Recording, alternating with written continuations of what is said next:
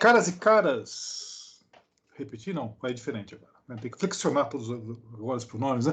Caras e caras, boa noite, sejam bem-vindas e bem-vindos a mais um Contestação Espírita. Se você assistiu Gattaca, não sei se é Gattaca, enfim, que pronuncia, que é o filme que a NASA considera como considerava na época como mais plausível de ficção científica. Não sai daí, volta depois da vinheta que nós vamos explicar por que eu vou falar sobre isso hoje. Mas antes disso, deixa aquele, né, se inscreva no canal, ative o sininho e gostando ou não gostando, deixa o like, vai, por favor.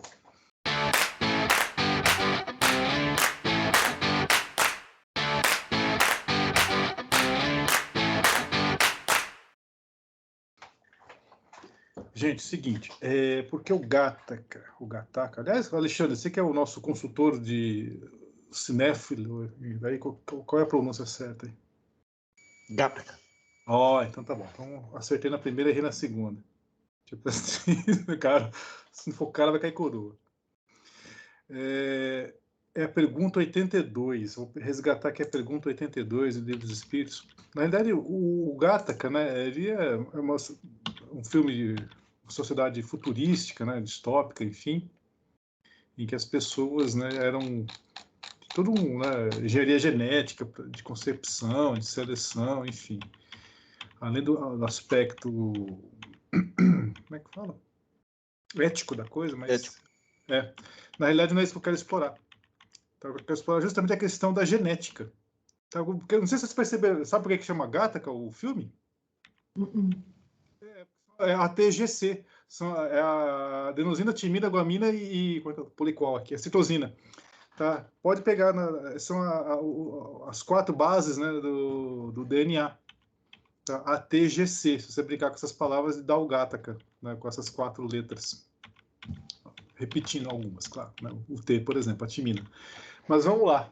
Onde que eu quero chegar? Tá? Vou começar pelo 82, porque aí depois eu chego no Gattaca, entre aspas. 82. Será certo dizer-se que os espíritos são imateriais? Essa é a pergunta. Resposta, abre aspas. Como se pode definir uma coisa quando faltam termos de comparação e com uma linguagem deficiente?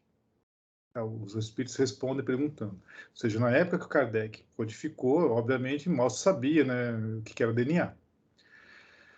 Pode um cego de nascença definir a luz? Aí você pode fazer uma comparação, mas essa é a parte legal. Imaterial não é bem o termo. Incorpóreo seria mais exato. Tá? Pois deve-se compreender que, sendo uma criação, o espírito há de ser alguma coisa. É a matéria quintessenciada, mas sem analogia para vós outros, e tão etérea que escapa inteiramente ao alcance dos vossos sentidos. Então é o seguinte, essa é a parte que é legal. Imaterial não é bem o termo. Tá? Então o espírito, você não pode falar que ele é imaterial, ele é alguma coisa. Tá? Essa é a conclusão, a primeira coisa que eu já quero jogar aqui para discutir. Então, aí ele fala que a matéria é quintessenciada. Então, beleza. A pergunta é, o que é matéria quintessenciada? Matéria etérea. Ou, mais ainda, o que é matéria?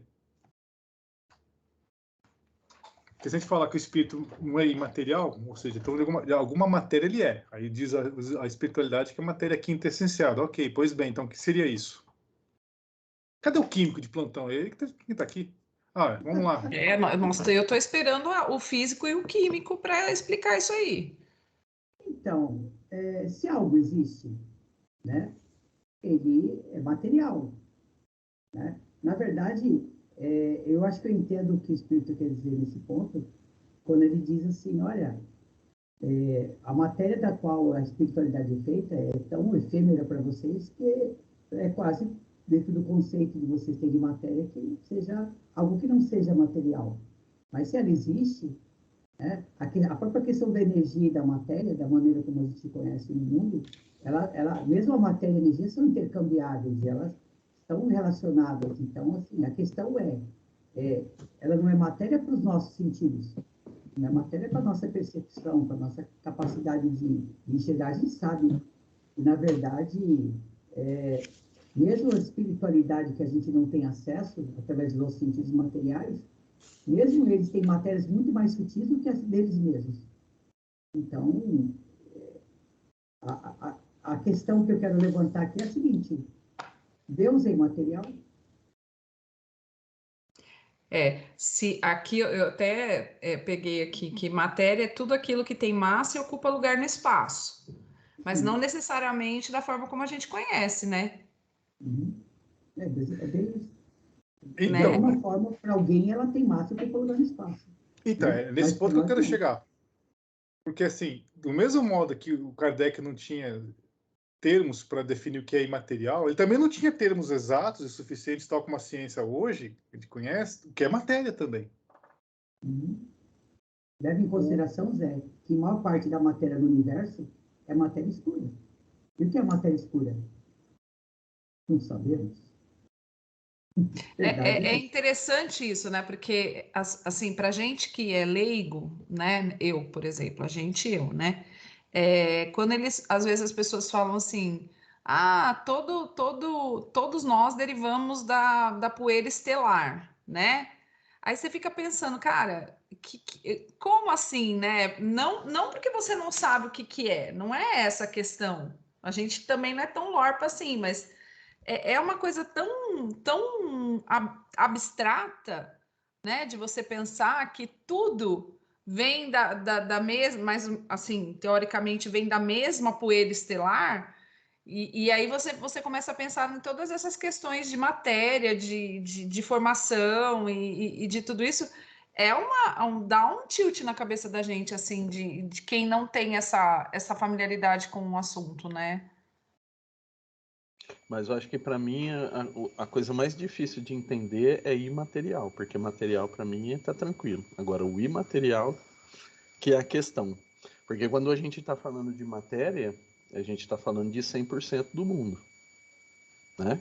Qualquer coisa, inclusive o ar. O ar é matéria. O ar é formado de átomo, átomo é a unidade mínima da matéria. Há controvérsias, mas é, né? Temos isso ainda como padrão.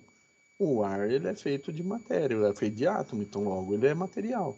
Nós estamos num grande aquário, né? Respirando a matéria e tendo uma matéria ainda mais pesada que a própria matéria. Então, o imaterial que é a dificuldade de compreender. Imaterial, por exemplo, o que eu poderia dizer é: saímos da atmosfera terrestre e estamos em algo imaterial, ou seja, inexistente. Um grande espaço, um vácuo. Não, mas aquilo que o Flávio falou antes de cair, só avisando a quem está acompanhando aí, que o Flávio caiu, mandou o WhatsApp aqui. Ele falou um negócio que é certo. Matéria e energia são intercambiáveis. Ou seja, quando o Alexandre fala que matéria está tranquilo, é para mim, falando como físico, está longe de estar tranquilo. Eu também, para mim também. Está longe de estar tranquilo. Porque, assim, quando você faz um experimento e prova que o elétron é uma onda, meu, seu bom senso vai por terra, cai por terra. Você fala, nossa, o elétron também é uma vibração? Dá para se demonstrar. Eu vi. Isso que é o pior, né? Eu vi com esses olhos que a terra há de comer, como diriam os mais antigos. Eu vi, falei, gente, olha, existe um negócio chamado difração, que quando você pega um feixe de luz e passa por uma fenda com vários, um pente, vai resumindo, passa por um pente, não é bem um pente, mas a imagem mais próxima que ele pode falar. Lá na projeção, ou uma ou duas fendas, você tem na tela, por assim dizer, no anteparo, você vai ter claro, escuro, sequência de claros e escuros, porque uma onda vai estar em fase, outra vai estar defasada, e a fase é defasada, na hora que se juntam numa posição do espaço, uma anula a outra, vira escuro. E quando chega em fase, justamente gera o grande brilho. Beleza, para a luz, você entende, legal, tá, uma onda. É a mesma coisa que você pensar numa onda assim, descendo, juntando com uma que está subindo. A que está descendo junto com a subindo dá zero, beleza, não tem luz. Cara, é quando você faz o mesmo efeito com um feixe de elétrons e vê o mesmo efeito acontecendo na parede, você fala, meu, para, como é que é o negócio? O elétron também é uma onda? Se o elétron é uma onda, o elétron é energia. Imagina. Então, material não é bem o termo. O que explica aquela questão do quintessenciada? De repente, aquilo que a gente entende como matéria bruta, né, é isso aqui, né, enfim. E o quintessenciada? eu não quero entrar no método. Tá? Esse aqui é só para te aquecer, porque na realidade o que eu quero chegar é o seguinte. Tá? Então, beleza. Rigorosamente, a espiritualidade também já respondeu no 82, que os espíritos não são, como o Flávio disse, são alguma coisa, eles não são absolutamente imateriais. Tanto é que ele fala, imaterial não é bem um termo. Tá? E aí que eu quero chegar, aí que eu trago na questão do Gátaka. Tá? Onde eu vou chegar, e esse é o grande foco da discussão aqui. Tá, na matéria, a gente sabe, nós, né, materialmente, que nós temos um negócio chamado código genético. Tá, que o DNA, a TGC, que forma o Gátaka. Que, no fundo, vai gerar assim, as proteínas que dão o nosso genótipo. Então, a pergunta é, sendo o espírito alguma coisa, será que existe um genótipo espiritual? Ou seja, na criação, ele sendo alguma coisa, que não é nada, o nada não existe, então ele é alguma coisa. Esse é alguma coisa. Tem alguma coisa que a gente possa, entre aspas, associar com um genótipo? Tem DNA espiritual? O que vocês... Aí estou especulando. Sim, por speculation, mas pela lógica deve ter algum princípio que é, como se fala, né? Temos a mesma origem, puros ignorantes, né? Com a mesma origem. Então, se temos uma origem, tem uma fonte, tem um lugar de onde sai. Acredito que esse princípio seja o mesmo para todos. Agora, não dá para a gente pontuar se é algo material, talvez esse conhecimento está muito aquém ainda do que a gente pode conceber como material ou qualquer outra coisa, assim, né? Como uma substância, sei lá. Mas que provavelmente existe uma origem. Quando se fala da formação do espírito, normalmente lembra até que no livro ele fala, né? Que vida quem tem são os seres vivos, mas o princípio vital ele está em tudo. Né? Então, logo, se o princípio vital está em tudo, e uma pedra ela tem algo do princípio vital, mas ela não tem vida, mas ela tem, né, o sei lá o que vai fazer combinado com outras coisas que vai gerar a vida. Então, o princípio existe. E o princípio deve ser o mesmo para todos. Pelo menos é isso que está escrito. Agora, onde está esse princípio, como é formado, como que é gerado, combinado, misturado, isso aí é meio complexo, né?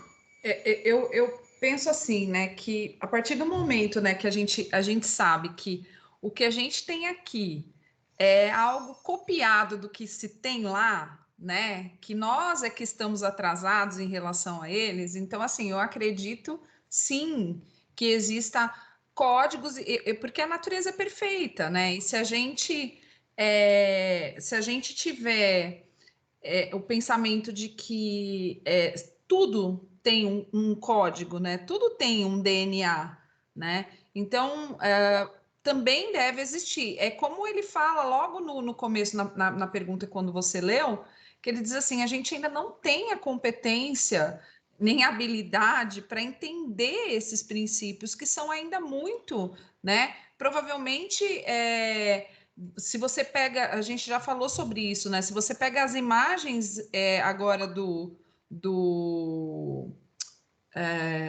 como chama o telescópio que eu esqueci, agora sumiu o nome. Webb? James Webb.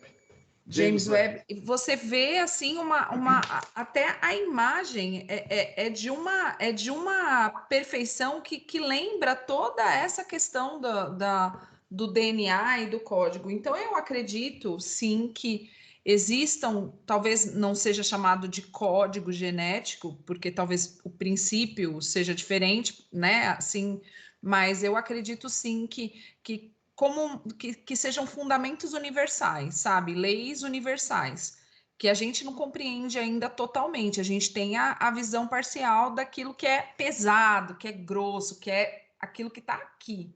Mas o que está etéreo é um pouco. Não que ele seja diferente, não que ele seja diferente do que está aqui, mas ele está talvez num outro patamar, né, do que a gente vê aqui. É a mesma coisa que se a gente for levar em consideração que o próprio perispírito, ele é material. E aí? A gente não vê, não toca, existem algumas pessoas que podem ver, né, que é o que dá a forma atual pra gente, mas ele é matéria. Só que é uma matéria, por exemplo, que foge da nossa compreensão. O problema é a gente tentar encaixar tudo na compreensão pobre que a gente tem hoje. Vocês tocaram, vocês estão falando, eu estou anotando aqui, eu estou comparando com as respostas aqui do Livro dos Espíritos, que está, por exemplo, vocês falaram uma coisa que está na 79, por exemplo. Pois, já que há dois elementos gerais no universo, o elemento inteligente e o elemento material, poder-se-á dizer que os espíritos são formados do elemento inteligente como os corpos inertes o são do elemento material, ou seja, que a Cláudia falou, ou seja, aqui é uma cópia mal feita da que acontece lá. Então, do mesmo modo que nós temos um código, será que tem um código lá? É isso que nós estamos discutindo aqui.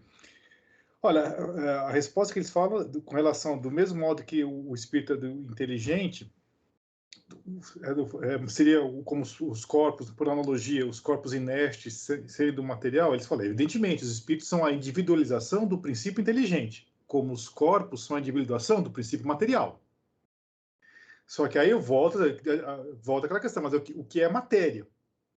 Se matéria é energia, uma energia meio compactada, densa, ou seja, essa eterização nada mais é que uma sublimação, uma coisa se deixar, entre aspas, essa energia mais leve, mas continua sendo alguma coisa.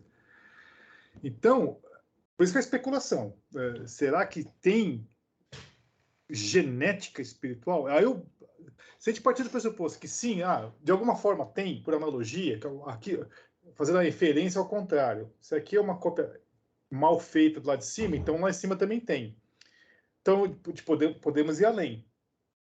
Se, do mesmo modo, será que existe o fenótipo espiritual? Porque a gente sabe que o que a gente o fenótipo é a combinação que a gente vê lá naquela fórmula clássica que a gente vê lá na lousa, né, do ensino médio. Fenótipo igual a genótipo mais meio. Ou seja, não basta ter só o código genético. O meio também interfere na formação do fenótipo. Então eu pergunto, se a gente admitir que existe o genótipo espiritual, existe o fenótipo espiritual?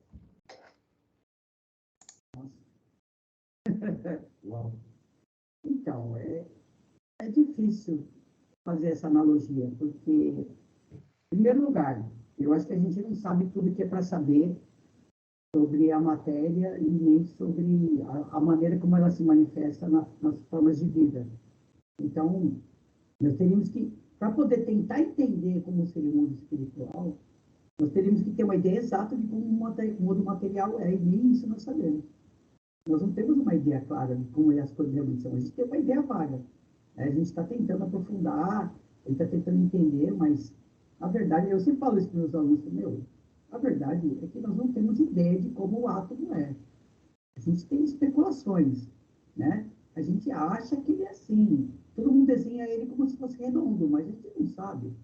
Então, até lá, nós estamos no campo da especulação. Nós estamos no campo da observação indireta, né? A gente acredita que ele seja dessa forma. Agora, se a gente não sabe nem como a matéria é exatamente, como é que a gente pode dizer como é espiritualmente? Eu teria que usar aqui uma analogia, né? A história do Hermes Trismegisto, né? Assim é em cima como é embaixo, né? O grande como é o pequeno, o microcosmo como é o macrocosmo. Se você pensar dessa forma, nós vamos chegar à conclusão que infinitamente para cima ou para baixo as coisas se repetem. É uma maneira de pensar, né? Agora, cara, se tem genótipo ou fenótipo espiritual, se existe célula, como é que é uma célula espiritual, como é que é a matéria espiritual? Cara, isso é uma especulação tão assim, né, que eu realmente não faço ideia. A resposta mais sincera é essa, né? Como é que você pode explicar um negócio desse? Né? Além disso, né, a gente sabe que para existir vida nesse contexto nosso aqui, né, mal feito de lá, precisa ter algumas coisas que se conectam, né? Então, o princípio vital, o espírito, né? Lá. Então, eu acredito que não é só uma coisa, né? Devem existir variáveis ali que conectadas devem formar. Eu acho que é como o Flávio falou, a gente busca uma explicação lógica, né? O lógico é infinitamente para cima, infinitamente para baixo, né? Mas isso não quer dizer que funcione assim, porque a gente ainda tem a mania de achar que a coisa é linear, e a gente está vendo que não, né? Que pode ser espiralado. Então é uma coisa muito louca, né? Para você realmente há mais coisas entre o céu e a terra do que julgam só vã filosofia, Horácio, né? Porque o negócio é cruel no sentido de que a gente começa a pensar e nós não temos elementos para isso. Mas é interessante pensar sobre isso, né? Acho que são coisas que alguém tem que pensar em algum momento, né? E o livro dos Espíritos traz isso. Ele já não detona, porque tem coisas no livro dos Espíritos que ele já detona você e fala assim, ó, nem vem para esse lado aqui, ó, que esse lado aqui não é para vocês não, né? Já dá aquela segurada na nossa bola, porque fala assim, ó, isso aí não dá para vocês entenderem ainda não. Mas nesse ponto ele tenta explicar um pouco didaticamente, né? Embora a gente está falando disso de uma fala de quase 3 séculos atrás, né? Então, é bastante... É muito difícil, né, explicar a mesma coisa que o Flávio, que é um professor de ensino médio, ou o Zé, que é um professor de universidade, e lá na sala dos meus alunos de educação básica, para tentar explicar numa linguagem alguns princípios ali que para eles é muito simples, é algo muito você fala, nossa, qualquer um entende. E não entende. Você precisa falar com uma linguagem que aquelas crianças consigam. Elas são capazes de entender? São. Isso inclusive, é o ponto que eu estudo mais, assim, né?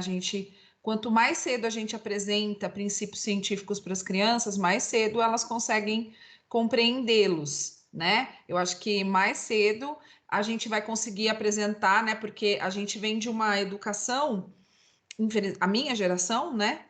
E eu acabei de fazer no mestrado uma disciplina de física, né? E assim, eu vi o quanto eu não tive nada disso, né? Inclusive, falava para o meu professor, se eu tivesse tido um Durval, que é o meu professor de física, na minha vida anterior, eu não enxergaria, não teria tanto medo, ou tanto receio, ou tanta coisa, porque ele consegue explicar de um jeito que faz sentido as coisas, né?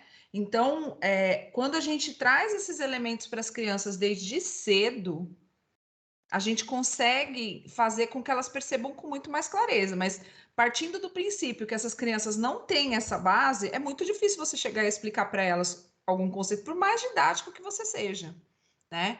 Então, eu acho que acontece um pouco isso, né? O espírito está lá tentando falar alguma coisa para pessoas que não têm, né, essa compreensão mínima para entender isso. Mas muito tempo já se passou, a gente já teve muitas conquistas tecnológicas, científicas, enfim. Então, hoje, eu acho que a gente já consegue enxergar de outras formas. Eu penso assim que está na hora da gente revisar alguns conceitos, né? Nosso papel como espíritas, talvez até como espíritas que são pesquisadores, que estudam e tal, é revisar esses conceitos, né? É tipo dar uma forcinha para aquele espírito ali na explicação dessas ideias, né? Porque quando a gente vai falar de mediunidade, ele vai tocar nessa parte. Quando você vai falar de perispírito, quando você vai explicar os princípios básicos, você tem que tocar nessas questões, né? Não aprofundadamente, não viajantemente, como a gente faz aqui, né? Que é uma coisa assim, fora. Mas eu acho que nosso papel é sim trazer essas reflexões novamente, mesmo que seja para a gente não falar assim, não, a gente não consegue ainda, mas pelo menos a tentativa, né? Você sabe que um papo que a gente tinha há muito tempo, né, desde a nossa época de mocidade, era a grande questão de que no Brasil o espiritismo se tornou muito religião, um pouquinho de filosofia e nada de ciência, né? E pelo jeito esse quadro não mudou muita coisa, né? As coisas continuam mais ou menos como sempre foram. Então, Não, mudou para pior. Agora não é só no espiritismo que tem pouca ciência, agora no resto também tem pouca ciência. Pois é. Então, assim, o negacionismo tá... Nossa, nem falo. Isso aí é triste demais. Agora... É aquela coisa que a gente lutava, né? Houve um tempo em que a religião foi abafada pela ciência de uma tal forma que não teve voz. E hoje a gente está vivendo a curvatura da vara mesmo, é o outro extremo, né? A religião vem com tudo para abocanhar a ciência e simplesmente dizer, olha, não é nada disso. Então, eu acho que o nosso papel um pouco é justamente quebrar isso, né? Porque não está nem certo nem de um lado nem de outro. A gente não precisa ser radical nesse sentido. A gente pode sim, né? E se tem uma coisa que eu admiro dentro da doutrina é isso. Você consegue entender e verificar e discutir. Não que você consegue fechar, porque isso a gente não consegue, né? Até porque eu acho que o conhecimento é infinito e eu acho que a gente tem níveis e níveis e níveis e níveis e níveis aí que a gente vai, né? Como espírito evoluindo, a gente vai passar. Mas, inclusive, né? Eu não sei se isso tem a ver com o que o Zé está falando, mas já que a gente está falando de genética, até a nossa formação física, né? Se você pega lá os neandertais, os primeiros homens, eles tinham uma composição física totalmente diferente, né? E assim vai. Se você vai mais além, se você vai nessas questões que a gente assiste muito aqui, né? Não porque a gente é adepto de teoria de conspiração, porque não, a gente gosta mesmo desses assuntos e que inclusive, algumas hipóteses de alguns seres considerados extraterrestres serem pessoas modificadas que vêm até de futuro, né? Eu não estou falando que é o que a gente acredita, mas existem pensamentos assim também, né? Então, será que nós vamos mudar tanto assim? Se faz esse questionamento, nós estamos mudando, nós vamos mudando, e será que isso também não tem a ver com essa evolução, a evolução material, física e concreta nesse sentido? Não é algo que já vem se mudando ao longo do tempo? Será que isso não vai continuar, né? E aí é que a gente vai entender que são dimensões diferentes, sei lá, tudo aí, né? Tudo nessa pegada.